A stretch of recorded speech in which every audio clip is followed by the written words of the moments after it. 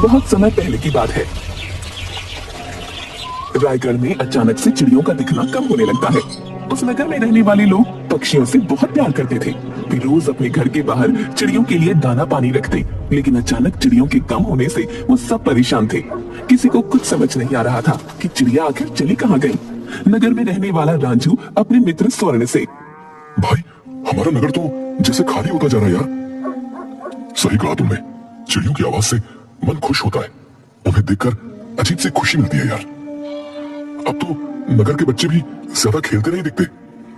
हाँ, पहले सारा दिन ये बच्चे चिड़ियों के साथ इधर उधर भागते थे। अब तो बच्चे उदास हो गए।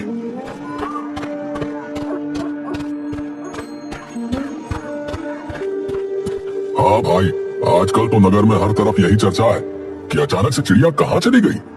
हम सबको जो है कुछ करना चाहिए। भाई बोला, हम क्या कर सकते हैं? तुम बताओ, अगर तुम्हें कुछ समझ आ रहा है तो। अभी तो मेरे पास तुम्हारी बात का कोई जवाब नहीं है भैया, लेकिन मैं इतना जरूर जानता हूँ कि कुछ ना कुछ तो करना ही होगा। भोला एक मजदूर था। वो पूरी मेहनत और ईमानदारी के साथ अपना काम करता था। साथ ही वो बहुत दयालु भी था। नगर से चिड़ियों का गायब होना उसे बिल्कुल अच्छा नहीं लग रहा था। सब परेशान थे, पर किसी को कुछ समझ नहीं आ रहा था। रात को भोला अपनी माँ से कहता है, माँ, मैं दूसरे नगर में काम की तलाश में जा रहा हूँ। अगर कोई काम मिल गया तो मुझे वापस आने में समय लग सकता है, इसीलिए जो है तुम अपना ध्यान रखना। अच्छा बेटा तो यही कोई काम क्यों नहीं ढूंढ लेता? बार बार दूसरे नगर काम के लिए जाता है, कितने कितने दिन वापस नहीं आता। माँ, मैं तो अभी कम उम्र का हूँ, दूसरे नगर जा सकता हूँ, लेकिन हमारे नगर में जो ज्यादा उम्र के लोग हैं वो दूसरे नगर नहीं जा सकते। अगर हम कम उम्र वाले दूसरे नगर में काम करने चले जाएं, तो हमारे नगर में अधिक उम्र के लोगों के लिए ज्यादा काम होगा, समझी? बेटा तू दूसरों के बारे में कितना सोचता है। माँ, तुमने ही सिखाया है, हमेशा खाने से पहले ये जरूर पता कर लो कि तुम्हारे पड़ोस में रहने वालों ने खाना खाया है या नहीं। हाँ। ठीक है, मैं कल सुबह तुम्हारी यात्रा के लिए कुछ खाने का सामान बांध दूंगी। दूसरे दिन भोला अपनी यात्रा के लिए जल्दी ही निकल पड़ता है।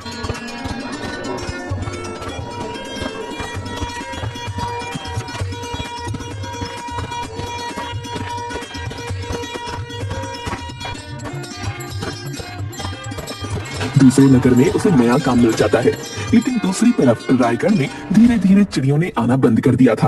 अब तो एक भी चिड़िया नहीं दिखती थी, जिसकी वजह से बच्चे भी उदास हो गए। दूसरी तरफ कुछ समय बाद भोला दूसरे नगर से वापस आने के लिए निकलता है।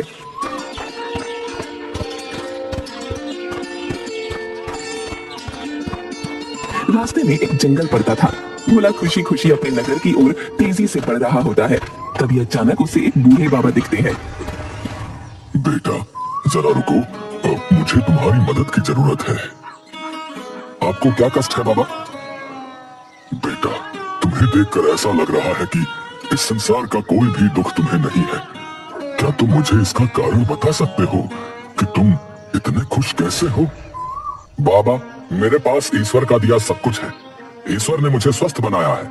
मेहनत करके अपना और अपने परिवार का पेट जो है पाल सकता हूँ। फिर भला मुझे दुख और चिंता क्यों हो? सही कहा बेटा, लेकिन मैं तो बूढ़ा हूँ। मैं न मेहनत कर सकता हूँ और न ही कमा सकता हूँ। बाबा, आपको क्या मदद चाहिए? मुझे बताइए। बेटा, तुमने सही कहा। तुम स्वस्थ हो और मेहनती भी हो। तुम कमा सकते हो, लेकिन मैं कमा नहीं सकता हूँ। क्या तुम मुझे कुछ पैसे देकर मेरी मदद करोगे? जी बाबा, जरूर करूंगा। ये लीजिए, मैंने पिछले 1 महीने में जितना कमाया है सब आप रख लीजिए। बेटा, यदि तुम ये सारा धन मुझे दे दोगे तो तुम्हारे पास क्या बचेगा? बाबा, मेरे पास फिर से मेरा शरीर बचेगा, जिससे मैं दोबारा मेहनत करके पैसे कमा लूंगा। बेटा, तुम्हारा हृदय सच में बहुत बड़ा है। तुम बहुत दयालु हो। मैं तुम्हें 2 वरदान देना चाहता हूँ। मांगो, तुम्हें क्या चाहिए? आप कौन है बाबा?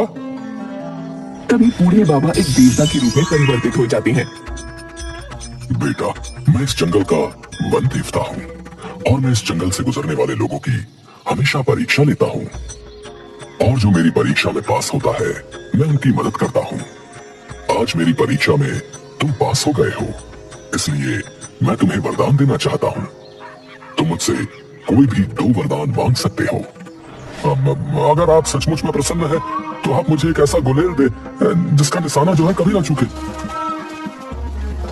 ये लो बेटा, तुम्हारी गुलेल, इसका निशाना कभी नहीं चूकेगा। अब तुम अपना दूसरा वरदान मांगो। मुझे जो है अपने दूसरे वरदान में एक ऐसी बीन चाहिए जिसकी धुन सुनते ही लोग नाचने लगे। लो बेटा, इस बीन की आवाज सुनने वाले तुरंत नाचने लगेंगे और तुम इसे जितनी तेजी से बजाओगे लोग उतनी तेजी से नाचेंगे। बेटा, तुम मुझसे वरदान में सोना, चांदी, रुपए, पैसे भी तो मांग सकते थे। बाबा, सोना चांदी तो मैं अपनी मेहनत से भी कमा सकता हूँ, लेकिन वरदान में मिली हुई ये चीज मैं जो है अपनी मेहनत से नहीं कमा सकता हूँ। वन देवता वहां से गायब हो जाते हैं। भोला खुशी खुशी अपने घर की तरफ बढ़ने लगता है।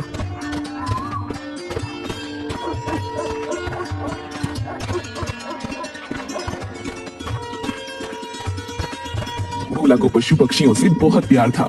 एक दिन, भोला बेटा जल्दी से आकर रोटी खा ले वरना तुझे काम के लिए देर हो जाएगी। बेटा, जैसे तुझे लगता है तेरे पक्षी भूखे होंगे, वैसे ही मुझे लगता है मेरा बच्चा भूखा होगा। भोला हंसने लगता है। माँ, तुम भी कैसी बातें करती हो? मैं तो बोल सकता हूँ, लेकिन ये बेचारे तो अपनी भूख और प्यास हमें बोलकर नहीं बता सकते, सिर्फ चू चू करते रहते हैं। अच्छा बाबा, पहले तू अपने पक्षियों को दाना पानी दे, फिर मैं अपने पक्षी मतलब तुझे रोटी देती हूँ। एक दिन भोला अपने काम की तलाश में बाजार के चौक पर खड़ा होता है। तभी उसकी नजर वहाँ खड़ी मूर्ति पर पड़ती है, जिसके पास पिंजरे में कई तरह के पक्षी कैद होते हैं। कितने सुंदर पक्षी हैं, और ये रंग बिरंगा तोता तो बड़ा ही मन भोला वाला है। न जाने क्यों ये आदमी इन पक्षियों को कैद करके रखता है। मेरा बस चले तो मैं इस आदमी के सारे पक्षी खरीद लूं और उन्हें आजाद कर दूं। क्या करूं, मेरे पास इतने पैसे भी तो नहीं है। भोला, आ गए तुम? भोला जी साहूकार जी, मैं आपका ही इंतजार कर रहा था। बताइए कहाँ काम करना है? चलो मेरे साथ, मेरे घर पर ही कुछ काम है, लेकिन काम थोड़ा ज्यादा है, तो शायद तुम्हें कुछ दिन वहाँ रुकना पड़े। कोई बात नहीं साहूकार जी, मैं काम पूरा करके ही घर जाऊंगा। आप फिक्र मत कीजिए साहूकार जी। तुम्हारे रहने और खाने की व्यवस्था मैं वहीं पर करवा दूंगा। अच्छा, आपका बहुत बहुत शुक्रिया। भोला साहूकार के घर में काम करना शुरू कर देता है। शाम को साहूकार का बेटा घर वापस आता है। पिताजी, पिताजी, ये देखिए मुझे कितना सुंदर पक्षी मिला है। हाँ बेटा, ये पक्षी तो सच में बड़ा ही सुंदर है, लेकिन तुम्हें ये पक्षी मिला कहाँ से? पिताजी, बाजार की चौक में एक आदमी पक्षियों को बेच रहा था, मैंने वहीं से इसे खरीदा है। अब ये मेरा हुआ।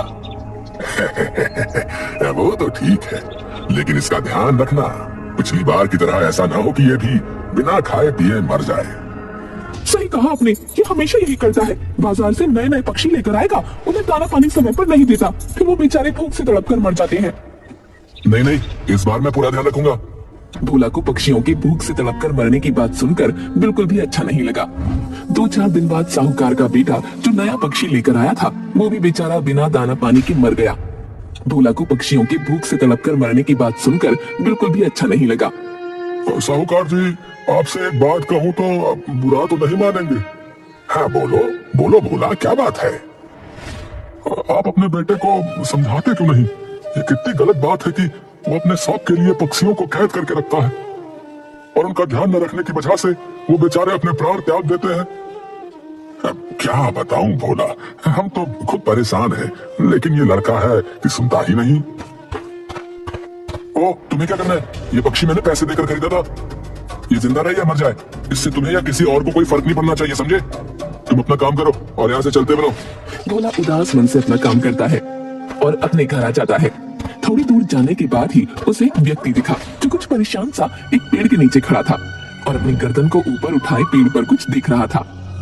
मुझे लगता है इस व्यक्ति को मदद की जरूरत है, मुझे इसके पास जाना चाहिए।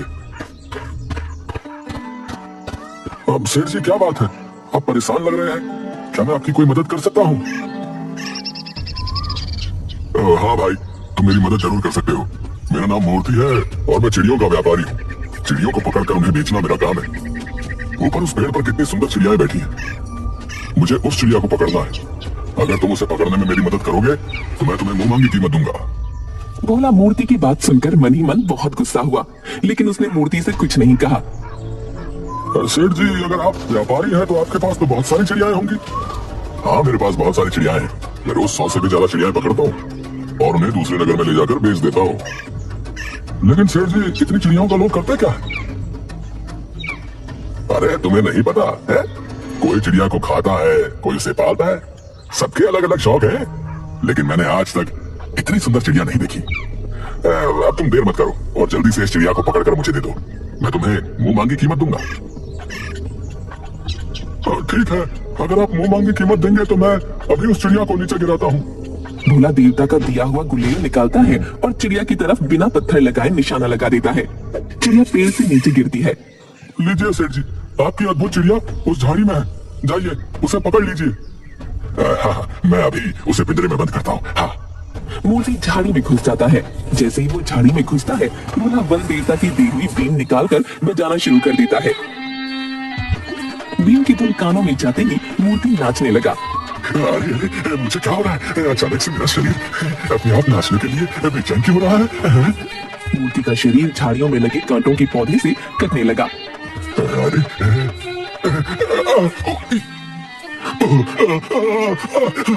मैं तुम्हारे हाथ जोड़ता हूँ भगवान के लिए, ये बीन की आवाज बंद करो।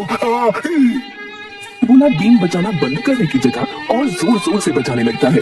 मूर्ति और जोर जोर से नाचने लगता है, जिसके कारण उसका शरीर बहुत ज्यादा घायल हो जाता है और उसके कपड़े भी जगह जगह से फट जाते हैं। मैं तुम्हारे हाथ जोड़ता हूँ, भगवान के लिए बीन बजाना बंद कर दो। मेरे पास जितने पैसे हैं वो सब मैं तुम्हें दे दूंगा, लेकिन ये बीन बजाना बंद कर दो।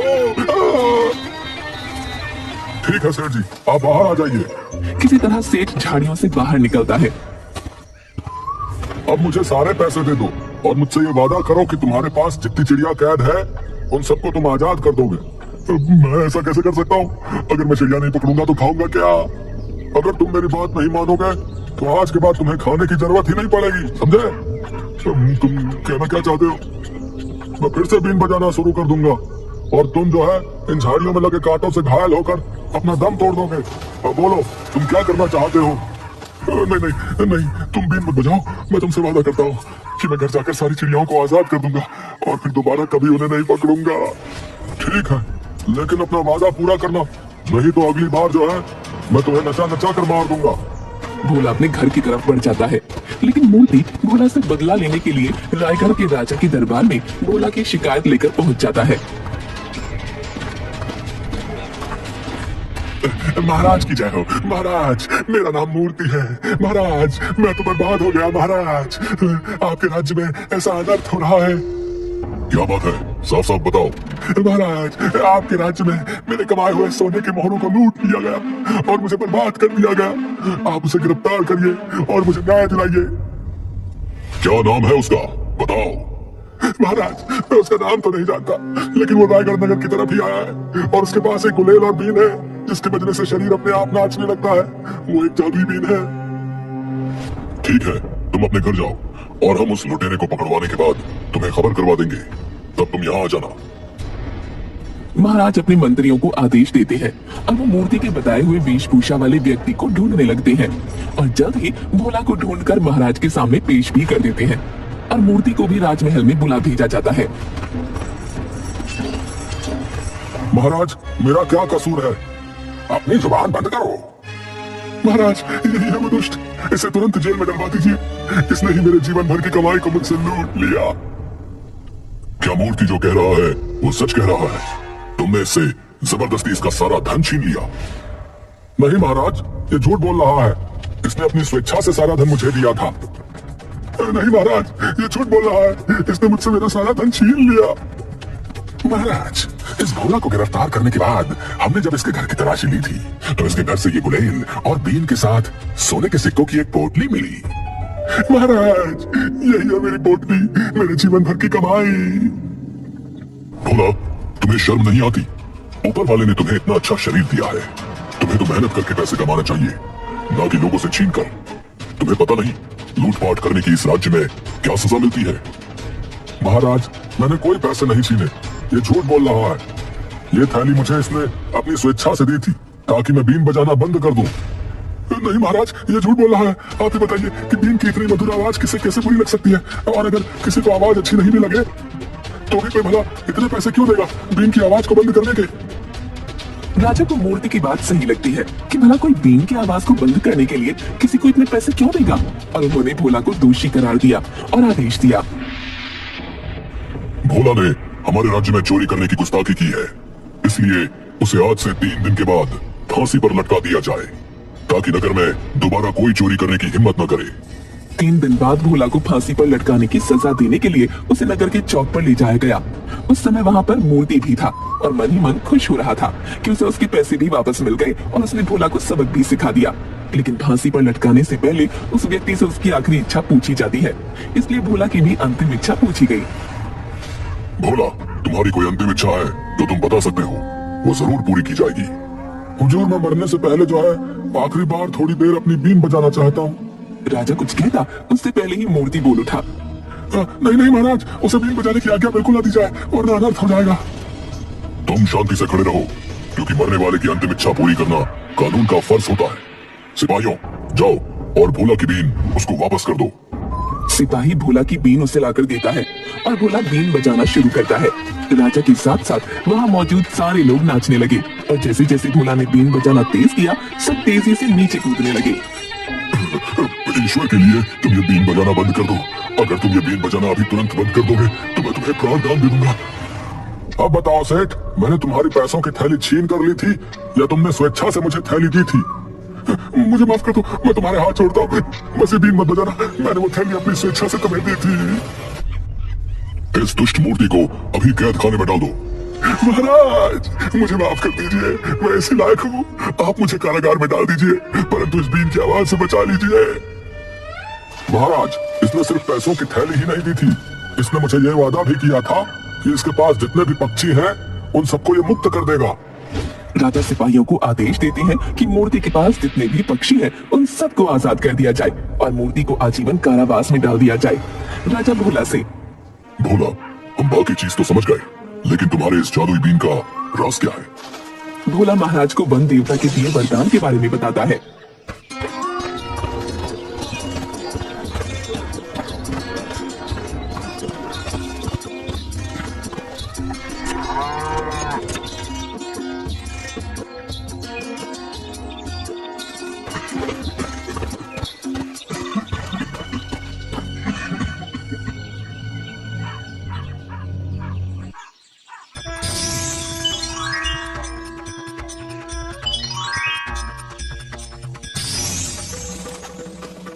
हम तुम्हारी सूझबूझ से बहुत प्रसन्न हुए। अगर तुम चाहते तो वन देवता से अपने लिए सोना चांदी धन वैभव कुछ भी मांग सकते थे, लेकिन तुमने अपने बारे में नहीं सोचकर पूरे नगर के बारे में सोचा, पक्षियों के बारे में सोचा। इसलिए हम तुम्हें अपने राज्य में मंत्री का पद देते हैं। महाराज, आपका बहुत बहुत धन्यवाद। महाराज, पशु पक्षियों की रक्षा करना हमारा कर्तव्य बनता है, लेकिन जो है उन्हें कैद में रखकर नहीं, उन्हें उनकी आजादी देकर। मैंने जो किया सिर्फ ये सोचकर किया कि हमें भी तो अपनी आजादी पसंद है।